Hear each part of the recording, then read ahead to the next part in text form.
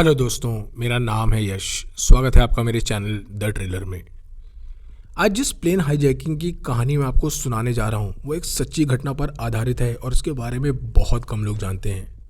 पहले तो प्लेन में बैठे पैसेंजर्स और पायलट को लगा कि हाईजैकिंग पैसों के लिए या अपनी मांगें पूरी करने के लिए की गई है, मगर जब हाईजैकर का असली मकसद सबके सामने आया तब पायलट्स के साथ साथ ब्राज़ील का प्रेसिडेंट भी कांप उठा। यह हाईजैकिंग अपने आप में बहुत अनोखी थी क्योंकि इससे पहले ऐसा कभी नहीं हुआ था और इस प्लेन को जिसने हाईजैक किया वो बिल्कुल अकेला था और एक आम आदमी था। कहानी शुरू होती है 29 सितंबर 1988 से, जब साओ पोलो एयरलाइंस का प्लेन बेलो होरिजोंटे से रियो डी जेनेरो के लिए उड़ान भरता है। टेक ऑफ करने के बाद ये प्लेन अपनी नॉर्मल स्पीड पर उड़ रहा था और सब कुछ बिल्कुल ठीक था, मगर तभी 12:15 पर यह प्लेन एकदम से टर्न लेता है और 850 किलोमीटर प्रति घंटे की स्पीड से सीधे नीचे की तरफ आने लगता है। इतने बड़े प्लेन के लिए ऐसा करना नामुमकिन था, मगर इसके पीछे एक ऐसी वजह थी जिसके बाद पायलट के पास और कोई ऑप्शन ही नहीं बचा था। इस वक्त प्लेन पर 97 पैसेंजर्स और 7 क्रू मेंबर्स के साथ एक हाईजैकर सवार था और इस प्लेन की अगली मंजिल थी पैलासियो दे पेनाल्टो यानी प्रेसिडेंट ऑफिस। यह हाईजैकर इस प्लेन को सीधे प्रेसिडेंट ऑफिस में क्रैश करना चाहता था और उसके टारगेट पर ब्राज़ील का प्रेसिडेंट होजे सार्वी था। सन 1985 से पहले ब्राज़ील कई सालों से अलग अलग प्रोटेस्ट से जूझ रहा था क्योंकि यहाँ पर मिलिट्री तानाशाही वाली सरकार थी, मगर सन 1985 में ब्राज़ील के लोग टैंसिडिरो नेवेस को अपना प्रेसिडेंट चुनते हैं, जिसके बाद मिलिट्री तानाशाही सरकार पावर से हट गई। टैंसिडिरो पहले गवर्नर रह चुका था और उसने लोगों से वादा किया था कि प्रेसिडेंट बनने के बाद वो उन्हें आज़ादी दिलाएगा और उन्हें कभी किसी टॉर्चर का सामना नहीं करना पड़ेगा। टैंसिडिरो का प्रेसिडेंट बनना ब्राज़ील के लोगों के लिए एक बहुत बड़ी जीत थी क्योंकि वो सभी तानाशाही वाली सरकार से छुटकारा चाहते थे और एक डेमोक्रेसी वाली गवर्नमेंट पूरे ब्राज़ील में चाहते थे, लेकिन किस्मत को कुछ और ही मंजूर था। टैंसिडिरो के शपथ लेने से कुछ दिन पहले ही उन्हें हॉस्पिटलाइज करना पड़ा क्योंकि उनकी आंत में ट्यूमर हो गया था और प्रेसिडेंट बनने से पहले उन्होंने दुनिया को अलविदा कह दिया। इसका सबसे बड़ा फ़ायदा होजे सार्वे को हुआ, जो टैंसिडिरो के खिलाफ इलेक्शन में खड़ा था और टैंसिडिरो की मौत के फ़ौरन बाद होजे को ब्राज़ील का प्रेसिडेंट बना दिया गया। होजे भी तानाशाही विचारधारा का ही था और उसके प्रेसिडेंट बनते ही ब्राज़ील में फिर से टॉर्चर और परेशानियां शुरू हो गईं और महंगाई सारे रिकॉर्ड तोड़ते हुए 400% तक पार कर गई। पूरे ब्राज़ील में मानो हाहाकार मच गया, जिसके बाद देश को बचाने के लिए अलग अलग इकोनॉमिक प्लान्स बनाए गए, मगर वो सभी बुरी तरह फेल हो गए। अब पूरा ब्राज़ील बेरोजगारी, भुखमरी और नाउम्मीदी का शिकार हो गया और चूंकि तानाशाही सरकार वापस आ चुकी थी, इसीलिए लोग 80 के दशक को लॉस्ट डेकेड के नाम से बुलाने लगे। बेरोजगारी और भुखमरी की वजह से क्राइम भी बढ़ता जा रहा था और ब्राज़ीलियन एक अच्छे ब्राज़ील का सपना अपनी आंखों के सामने टूटते हुए देख रहे थे। यहीं से जन्म लेती है उस शख्स की कहानी जो ब्राज़ील के सबसे गरीब स्टेट पारा का रहने वाला था और इस शख्स का नाम था रायोंदो नोनातू। ये एक 28 साल का शख्स था जो खेतों में मजदूरी किया करता था और आए दिन उसे एक जगह से दूसरी जगह काम बदलना पड़ता क्योंकि काम की कमी थी। वो अपना घर मजदूरी करके ही चला रहा था और जिस दिन उसे काम नहीं मिलता उसके घर वालों को भी भूखा सोना पड़ता। नोनातू एक सीधा साधा आदमी था जिसके नाम कोई क्रिमिनल रिकॉर्ड नहीं था और उसके पड़ोसियों का भी यही कहना था कि वो शांत रहता है और उसने आज तक किसी को कोई नुकसान नहीं पहुंचाया। ये कोई नहीं जानता था कि नोनातू अंदर ही अंदर जल रहा है क्योंकि उसके मकान मालिक ने भी उसे घर खाली करने के लिए कह दिया था और उसकी गरीबी दिन ब दिन उसे खाई जा रही थी। वो अक्सर टीवी पर प्रेसिडेंट होजे की स्पीच देखता जिसमें वो इकोनॉमिक प्लान्स का ऐलान करता, मगर यही इकोनॉमिक प्लान्स थे जिनकी वजह से नोनातू का परिवार भुखमरी का शिकार था और तब उसने ब्राज़ील और वहाँ के लोगों के लिए वो फैसला लिया जो इतिहास बन गया। नोनातू तय करता है कि वो सबसे पहले प्लेन हाईजैक करेगा और फिर इस प्लेन को लेकर ब्रासीलिया जाएगा, जहाँ वो इस प्लेन को प्रेसिडेंट ऑफिस की बिल्डिंग पर क्रैश कर देगा। ऐसा करके वो पूरे ब्राज़ील का ध्यान अपनी तरफ खींचना चाहता था और लोगों को ये बताना चाहता था कि प्रेसिडेंट की पॉलिसीज़ ने उनका क्या हाल बना दिया है। 29 सितंबर की सुबह नोनातू बेलो होरिजोंटे के कॉन्फेस इंटरनेशनल एयरपोर्ट पहुंचा और एक फ़्लाइट का इंतज़ार करने लगा। ये वो दौर था जब ब्राज़ील के ज़्यादातर एयरपोर्ट्स पर सिक्योरिटी बहुत टाइट नहीं होती थी और इसी वजह से एयरपोर्ट्स पर ना तो मेटल डिटेक्टर्स थे और ना ही एक्सरे मशीन्स। नोनातू ये बात बहुत अच्छी तरह जानता था और इसीलिए उसने एक 32 कैलिबर की रिवॉल्वर अपने बैग में पैक की और सिक्योरिटी की तरफ बढ़ गया। सिक्योरिटी गार्ड ने ना उसे रोका और ना ही उसका बैग चेक किया और नोनातू ये रिवॉल्वर लेकर वेस्ट 375 फ्लाइट में चढ़ गया। इस फ्लाइट में क्रू और पैसेंजर्स मिलाकर कुल 104 लोग थे, जिसमें कैप्टन फर्नांडो ई सिल्वा इसे उड़ाने वाला था। फर्नांडो एक 38 साल का एक्स मिलिट्री पायलट था जिसे 10,000 घंटों का फ्लाइट एक्सपीरियंस था और जिससे ये मालूम था कि प्रेशर में सिचुएशन को हैंडल कैसे करना है। फर्नांडो के साथ जो दूसरा पायलट इस प्लेन को उड़ाने वाला था उसका नाम सैल्वाडोर एवांजेलिस्टा था और वो भी काफ़ी एक्सपीरियंस था। सुबह लगभग 10:42 पर यह फ्लाइट 375 कॉन्फ्रेंस एयरपोर्ट से रियो डी जेनेरो के लिए टेक ऑफ करती है और पायलट से लेकर एयरपोर्ट स्टाफ तक कोई नहीं जानता था कि अगले कुछ घंटों में वो होने वाला है जो उन्होंने कभी सोचा नहीं था। टेक ऑफ के 20 मिनट बाद ये प्लेन 14,000 फीट की ऊंचाई पर उड़ रहा था और तभी अचानक नोनातू अपनी सीट से खड़ा होता है। इस वक्त उसके हाथ कांप रहे थे और डर के मारे उसके पूरे चेहरे पर पसीना था और तभी वो अपना बैग खोलता है और 32 कैलिबर की रिवॉल्वर निकालकर उसे अपनी जैकेट में छुपा लेता है। अब वो बहुत आराम से पायलट कॉकपिट की तरफ बढ़ने लगा और वहां पहुंचकर कॉकपिट का दरवाज़ा खोलने लगा, मगर चूंकि दरवाज़ा अंदर से लॉक था इसीलिए वो खुला नहीं। इसी दौरान एक फ्लाइट अटेंडेंट की नज़र अचानक नोनातू पर पड़ती है और वो नोनातू से कहता है कि वो कॉकपिट के अंदर नहीं जा सकता और अपनी सीट पर जाकर बैठ जाए। ये सुनते ही नोनातू ने अपनी जैकेट से रिवॉल्वर निकाली और फ्लाइट अटेंडेंट पर गोली चला दी और ये गोली फ्लाइट अटेंडेंट के कान को छूते हुए निकल गई। अब वो दर्द से छटपटाते हुए पीछे की तरफ भागा और साथ ही साथ वो सभी पैसेंजर्स से कह रहा था कि वो सभी अपनी सीट्स पर बैठे रहें। पूरे प्लेन में चीखने चिल्लाने की आवाज़ें आने लगी और तभी नोनातू कॉकपिट के दरवाजे पर एक एक करके 3 गोलियां चला देता है। गोलियां दरवाजे को चीरते हुए कॉकपिट के अंदर घुसी, मगर पायलट फर्नांडो और सैल्वाडोर बाल बाल बच गए और तभी नोनातू बाहर से ज़ोर ज़ोर से चिल्लाने लगा कि वो कॉकपिट का दरवाज़ा खोलें वरना वो फिर से फायरिंग करेगा। दोनों पायलट्स के पास अब और कोई चारा नहीं था, इसलिए असिस्टेंट पायलट सल्वाडोर अपनी सीट से उठा और उसने कॉकपिट का दरवाज़ा खोल दिया। कॉकपिट के अंदर घुसते ही नोनातू ने अपनी रिवॉल्वर दोनों पायलट्स पर तान दी और उनसे कहा कि वो इस प्लेन को सीधे ब्रासीलिया की तरफ लेकर चलें। अपने सामने मौत देख दोनों पायलट्स घबरा गए और पायलट फर्नांडो प्लेन को ब्रासीलिया ले जाने के लिए तैयार हो गया, मगर फर्नांडो के दिमाग में कुछ और ही चल रहा था। प्लेन को टलने से पहले फर्नांडो नोनातू से कहता है कि गोली लगने की वजह से प्लेन का ऑटो पायलट मोड ख़राब हो गया है और इसीलिए उसे प्लेन खुद मैनुअली उड़ाना होगा, मगर नोनातू ये नहीं जानता था कि यह फर्नांडो की एक चाल है। प्लेन को घुमाने के लिए फर्नांडो जब अपना हाथ कंट्रोल्स की तरफ बढ़ाता है तभी वो चुपके से ट्रांसपॉन्डर के स्विच को 7,500 फीट के ऑल्टीट्यूड पर कर देता है और ये हाईजैकिंग का इंटरनेशनल कोड था। इस सिग्नल ने ब्राज़ीलियन एयर ट्रैफिक कंट्रोल का ध्यान अपनी तरफ खींच लिया और ब्राज़ील एयर डिफेंस का कमांडर भी अपने रेडार स्क्रीन पर इस ट्रांसपॉन्डर कोड की तरफ देख रहा था, जिसका मतलब था कि प्लेन हाईजैक हो चुका है। वो फौरन इस बात की खबर अपने सुपरवाइजर्स को देता है, जिसके कुछ मिनट बाद ही सारे कंट्रोल रूम्स में अलार्म बजने लगे और इमरजेंसी प्रोटोकॉल्स एक्टिवेट कर दिए गए। ब्राज़ील के हर एयरपोर्ट को यह खबर कर दी गई कि वेस्ट 375 फ्लाइट को हाईजैक कर लिया गया है और ये फ्लाइट अब रियो डी जेनेरो की जगह ब्रासीलिया की तरफ जा रही है, जहां प्रेसिडेंट ऑफिस है। उधर कैप्टन फर्नांडो हाईजैकर से कहता है कि उसे प्लेन को थोड़ा नीचे लेकर आना होगा ताकि फ्यूल बचाया जा सके और ये फ्लाइट ज़्यादा देर तक ऊंचाई पर नहीं उड़ पाएगी। नोनातू इस बात के लिए राज़ी हो गया और कैप्टन फर्नांडो जैसे इस प्लेन को 14,000 फीट से 10,000 फीट पर लेकर आया, एयर डिफेंस कंट्रोल रूम से रेडियो पर कॉल आने लगी।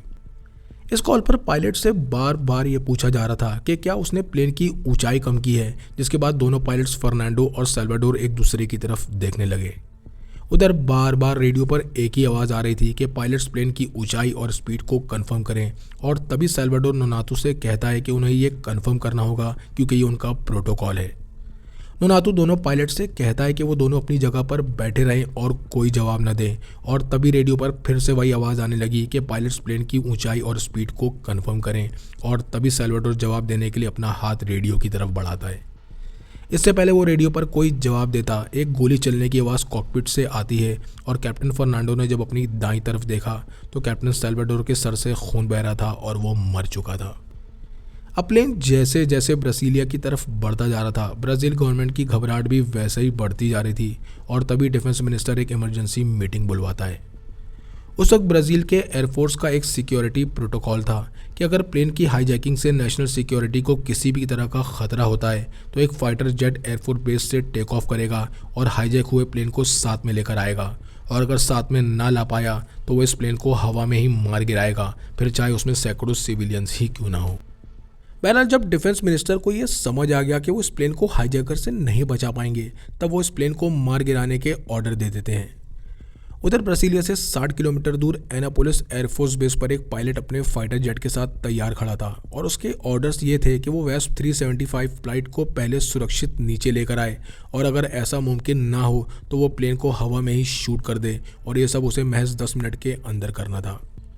अब कैप्टन फर्नांडो अकेले इस प्लेन को उड़ा रहा था और सैल्वाडोर का खून पूरे इंस्ट्रूमेंट पैनल पर फैला था, जबकि नोनातो उसके सर पर बंदूक रखे पीछे खड़ा था। चूंकि फर्नांडो एक एक्स मिलिट्री पायलट रह चुका था, इसीलिए वो ये जानता था कि प्रोटोकॉल के मुताबिक एक फाइटर जेट आने वाला है जिसमें सभी की जान जा सकती है। महज कुछ ही मिनटों बाद फर्नांडो को यह फाइटर जेट दिखाई दे गया और ये फाइटर जेट बिल्कुल कॉकपिट के पास आकर उड़ने लगा। फाइटर जेट का पायलट बार बार रेडियो की तरफ इशारा कर रहा था और फर्नांडो से कह रहा था कि वो रेडियो उठाकर उससे बात करे, मगर फर्नांडो ऐसा नहीं कर सकता था क्योंकि उसके सर पर रिवॉल्वर लगी हुई थी। फाइटर जेट अब बिल्कुल प्लेन की स्पीड के साथ उड़ रहा था और उसे ये ऑर्डर्स थे कि अगर फ्लाइट 375 ब्रासीलिया की तरफ लगातार बढ़ती जाए तो प्लेन को मार गिराया जाए, फिर चाहे उसमें पैसेंजर्स ही क्यों ना बैठे हों। नोनातो भी फाइटर जेट को देखते ही अपनी रिवॉल्वर फर्नांडो के और करीब कर देता है और उससे ये कहता है कि वो चुपचाप प्लेन उड़ाता रहे। इसी दौरान फर्नांडो की नज़र फ्यूल मीटर पर पड़ी और वो देखता है कि फ्यूल तेज़ी से ख़त्म हो रहा है क्योंकि ये फ़्लाइट बेलो हॉरिजॉन्टे से रियो डे जेनेरो जाने वाली थी और इसमें महज 50 मिनट लगते हैं। छोटे डिस्टेंस की फ़्लाइट होने की वजह से इसमें फ्यूल भी लिमिटेड भरा जाता और अब तक इस प्लेन को उड़ते लगभग 1 घंटे से ज़्यादा हो चुका था और अब फर्नांडो को एक ही बात परेशान कर रही थी कि वो ब्रासीलिया नहीं पहुंच पाएंगे और रास्ते में ही उनका प्लेन क्रैश कर जाएगा। अब फर्नांडो नोनातो को फ्यूल मीटर दिखाते हुए कहता है कि हम ब्रासीलिया तक नहीं पहुंच पाएंगे और तभी नेविगेशन मैप पर वो नोनातो को गोयानिया एयरपोर्ट दिखाता है जो बिल्कुल पास में ही था। फर्नांडो नोनातो से कहता है कि हमें इस एयरपोर्ट पर लैंड करना होगा और फिर प्लेन में दोबारा फ्यूल भर के वो लोग ब्रासीलिया में प्रेसिडेंट ऑफिस की तरफ निकल जाएंगे। अब नोनातो की घबराहट भी बढ़ने लगी क्योंकि अगर प्लेन ब्रासीलिया तक नहीं पहुंच पाया तो वो लोगों का ध्यान अपनी तरफ कैसे खींच पाएगा और उन्हें ये कैसे बताएगा कि गवर्नमेंट ने उनके साथ क्या किया है और आखिरकार वो प्लेन को गोयानिया एयरपोर्ट पर लैंड करने के लिए राज़ी हो गया। बहरहाल जैसे ही फर्नांडो ने प्लेन को लैंड करने के लिए थ्रॉटल को पुश किया तभी नोनातो के दिमाग में ये बात आई कि ये कहीं फर्नांडो की चाल तो नहीं है और वो प्लेन को इसीलिए लैंड कर रहा है ताकि पुलिस आकर उसे दबोच ले और उसका मिशन अधूरा रह जाए। अब नोनातो फिर से अपनी रिवॉल्वर फर्नांडो की कनपट्टी पर लगाता है और उससे कहता है कि वो प्लेन को ब्रासीलिया की तरफ ही लेकर चले। ये सुनकर फर्नांडो के हाथ पैर सुन पड़ गए और अब उसके दिमाग में बहुत सारी चीज़ें चल रही थी कि प्लेन में फ्यूल कम है, फाइटर जेट कभी भी उन्हें शूट कर सकता है और नोनातो उसकी कोई भी बात सुनने को तैयार नहीं था। ये फर्नांडो के लिए अब एक कॉम्बैट सिचुएशन बन गई थी और चूंकि वो एक एक्स मिलिट्री पायलट रह चुका था इसीलिए वो एक ऐसा फैसला लेता है जिसने इस पूरी कहानी का रुख मोड़ दिया। अब वो थ्रॉटल को अपने हाथ से एकदम टाइट पकड़ लेता है और राइट साइड की तरफ पुश करने लगा। इससे प्लेन पूरी तरह उल्टा होकर घूमने लगा और नोनातो कॉकपिट से बाहर गैलरी में जाकर गिरा। सीट पर बैठे सभी पैसेंजर्स जोर जोर से चिल्लाने लगे और ऊपर रखे लगेज बैग्स भी इधर उधर गिरने लगे।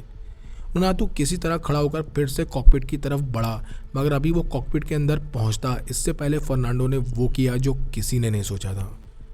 वो अब कंट्रोल थ्रॉटल को पूरी ताकत से सीधे आगे की तरफ पुश कर देता है जिसकी वजह से प्लेन 90 डिग्री पर सीधे नीचे की तरफ आने लगा और इस वक्त प्लेन की स्पीड थी 850 किलोमीटर प्रति घंटा। इतनी स्पीड की वजह से पूरा कॉकपिट हिलने लगा और प्लेन गोली की स्पीड से नीचे की तरफ आने लगा। इतिहास में ये पहली बार था कि बोइंग 737 जैसा प्लेन इतनी स्पीड से उड़ा हो और अब तक प्लेन के विंग्स भी पूरी तरह हिल रहे थे जैसे वो अभी बाहर निकल जाएंगे। फर्नांडो अब अगर इस प्लेन की स्पीड धीमी नहीं करेगा या इसे एकदम से ऊपर ले जाने की कोशिश करेगा तो इस प्लेन के 2 टुकड़े हो जाएंगे और अब तक नोनातो भी प्लेन के झटकों से पीछे पड़ा बेहोश हो चुका था। बहरहाल जब ये प्लेन 3700 फीट की ऊंचाई पर पहुंचा तब फर्नांडो किसी तरह इस प्लेन को बैलेंस करने में कामयाब हो गया और अब उसे गोयानिया एयरपोर्ट साफ दिखाई दे रहा था और वो इस प्लेन को लैंड करने की तैयारी करने लगा। उसे इस प्लेन को बहुत आराम से लैंड करना था ताकि प्लेन के टायर्स ना फटें और रनवे ख़त्म होने से पहले ही उस प्लेन को रोकना था।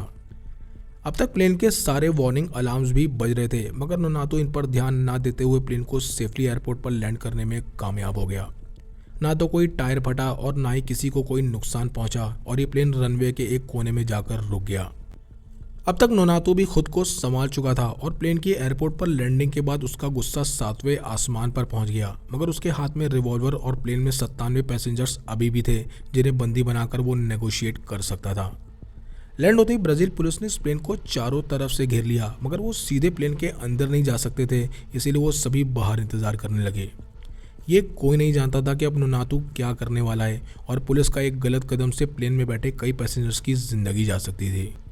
अगले 5 घंटों तक पुलिस नोनातू से नेगोशिएट करती रही ताकि सब कुछ शांति से ख़त्म हो जाए और उधर स्नाइपर्स पूरी तरह तैयार थे कि नोनातू जैसे ही बाहर आए वो उसे शूट कर सकें। पुलिस का इंतज़ार भी अब ख़त्म होने लगा और तब फेडरल पुलिस अपनी टीम को ऑर्डर देती है कि वो सभी प्लेन के बाहर अपनी पोजीशंस लेकर खड़े हो जाएं ताकि वो सभी पैसेंजर्स को महफूज बाहर निकाल सकें। कॉकपिट के अंदर नोनातू अभी भी नेगोशिएट कर रहा था और आखिरकार वो अपनी आखिरी मांग पुलिस के सामने रखता है। नोनातू ने कहा कि वो सभी पैसेंजर्स और क्रू मेंबर्स को छोड़ देगा, मगर बदले में उसे दूसरा प्लेन चाहिए होगा और ये प्लेन उड़ाने के लिए पायलट फर्नांडो उसके साथ रहेगा। एयरफोर्स डिफेंस इसके लिए मान गया ताकि वो कुछ और देर के लिए नोनातू का ध्यान बटा सकें और उधर फेडरल पुलिस भी थोड़ा पीछे हट गई, लेकिन अभी भी सब कुछ ख़त्म नहीं हुआ था और इस तरह रात हो गई। आखिरकार प्लेन का मेन डोर खुलता है, मगर कुछ तो था जो सही नहीं था क्योंकि नोनातू को फर्नांडो के साथ निकलकर दूसरे प्लेन तक जाना था ताकि स्नाइपर्स को क्लियर शॉट मिल सके, मगर तभी कुछ ऐसा हुआ जिसे देख सब घबरा गए।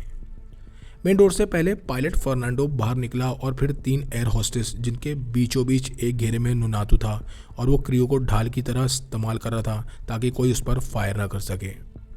जिस गन शॉट के लिए स्नाइपर्स इंतज़ार कर रहे थे वो अब उनके लिए बहुत रिस्की हो चुका था क्योंकि अगर उनका निशाना ज़रा भी चूका तो किसी मासूम को अपनी जान गंवानी पड़ेगी। अब नोनातू सभी क्रू मेंबर्स के बीच में दूसरे प्लेन की तरफ बढ़ने लगा, जिसकी वजह से स्नाइपर्स को क्लियर शॉट नहीं मिल पा रहा था और जैसे ही वो सभी प्लेन की सीढ़ियों के करीब पहुंचे नोनातू को यह एहसास होने लगा कि कुछ तो गलत है।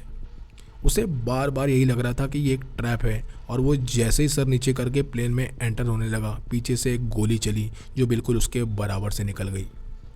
इस गोली की आवाज़ से सभी क्रू मेंबर इधर उधर भागे, जिसकी वजह से नोनातू वहीं अकेला खड़ा रह गया, मगर वो हार मानने को तैयार नहीं था। उसने फ़ौरन अपनी रिवॉल्वर निकाली और पायलट फर्नांडो पर गोली चला दी, जिसके बाद वो वहीं गिर गया क्योंकि ये गोली उसके बाएं पैर को चीरते हुए निकल गई थी। इस फायरिंग के बाद नोनातू फिर से गोली चलाने वाला था कि तभी एक गोली उसके पेट में आकर लगी और वो वहीं ज़मीन पर गिर गया। हालांकि गोली लगने की वजह से उसका बहुत ज़्यादा खून बह गया, मगर वो अभी भी जिंदा था और तभी पुलिस ने दौड़कर उसे गिरफ्तार कर लिया। कई घंटों चली इस जद्दोजहद के बाद आखिरकार ये हाईजैकिंग ख़त्म हो चुकी थी और नोनातू और पायलट फर्नांडो को फ़ौरन हॉस्पिटल भेज दिया गया ताकि उनका इलाज हो सके। 2 दिन हॉस्पिटल में रहने के बाद नोनातू ने दम तोड़ दिया और पायलट फर्नांडो को सही होने के बाद ब्रेवरी मेडल दिया गया क्योंकि उसी की वजह से सारे पैसेंजर जिंदा बच पाए। 26 मई 2020 को पायलट फर्नांडो ने दुनिया को अलविदा कह दिया और इस वक्त उसकी उम्र 76 साल थी। अमेरिकन इंटेलिजेंस का कहना था कि 9/11 को अंजाम देने से पहले हाईजैकर्स ने इसी ब्राज़ील हाईजैकिंग को स्टडी किया था जिसने पूरे अमेरिका को हमेशा के लिए बदल दिया। आपको ये कहानी कैसी लगी कमेंट सेक्शन में लिखकर ज़रूर बताएं। चैनल को लाइक और सब्सक्राइब करें। मिलते हैं नेक्स्ट वीडियो में।